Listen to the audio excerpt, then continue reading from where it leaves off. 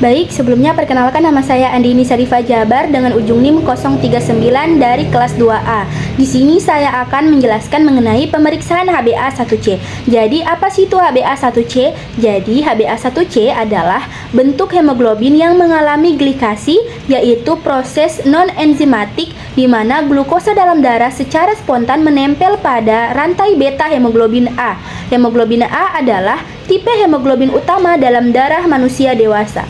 Proses ini tidak dapat dibalik atau irreversible dan terjadi selama masa hidup sel darah merah yang rata-rata sekitar 120 hari.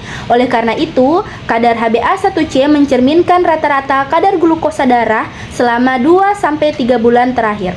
Nah, apa tujuan dari HbA1c ini? Jadi, adapun tujuan HbA1c yang pertama adalah mendiagnosis diabetes dan pradiabetes, yang kedua memantau efektivitas pengobatan diabetes, dan yang ketiga menilai resiko komplikasi jangka panjang seperti ginjal, mata, dan jantung.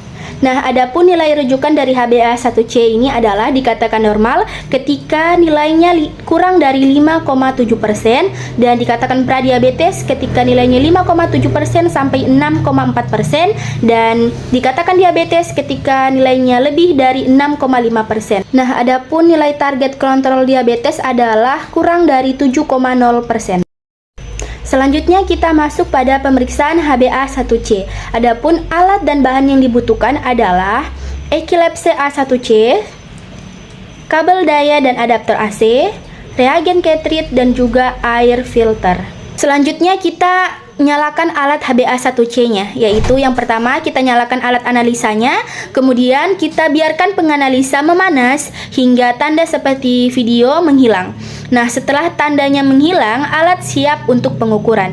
Kemudian kita pilih mode pengukuran dan tekan enter untuk konfirmasi. Kemudian kita pindai kode batang pada sampel pasien atau operator sampai PID ditampilkan di layar. Jika tidak diperlukan, tekan tombol enter untuk langkah selanjutnya. Kemudian kita pindai kode batang operator hingga OID ditampilkan di layar. Jika tidak diperlukan, tekan tombol enter untuk langkah selanjutnya. Kemudian kita siapkan reagen cartridge-nya, yaitu saat menangani cartridge reagen jangan menyentuh atau mengotori jendela optik atau hasil pengujian yang salah dapat terjadi. Kemudian kita dapat mengambil sampel darah pasien, itu bisa menggunakan dari tusukan jari dan juga oleh darah vena. Nah, adapun pengambilan sampel darah melalui tusukan jari seperti video ini. Nah, adapun cara memasukkannya yaitu kita sentuh ujung kapiler, kemudian ke tetes kecil darah sampai kapiler terisi. Kemudian bisa juga memakai darah vena seperti pada gambar ini. Kemudian setelah itu kita masukkan penahan kapiler ke dalam cartridge reagen seperti pada video ini. Nah, kemudian aluminium foil yang berada pada cartridge reagen itu tidak dibuka secara otomatis oleh analis, tetapi itu akan terbuka dengan sendirinya. Nah, setelah itu kita masukkan cartridge reagennya ke dalam alat Eclipse A1c.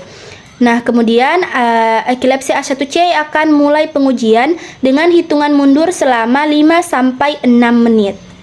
Nah, dan ini adalah hasil yang ditampilkan pada alat Eclipse A1c. Nah, di mana bagian atas menunjukkan ID pasien dan di bawahnya menunjukkan ID operator. Nah, adapun hasilnya yaitu satuan NGSP ini adalah menunjukkan kadar HbA1c pada pasien.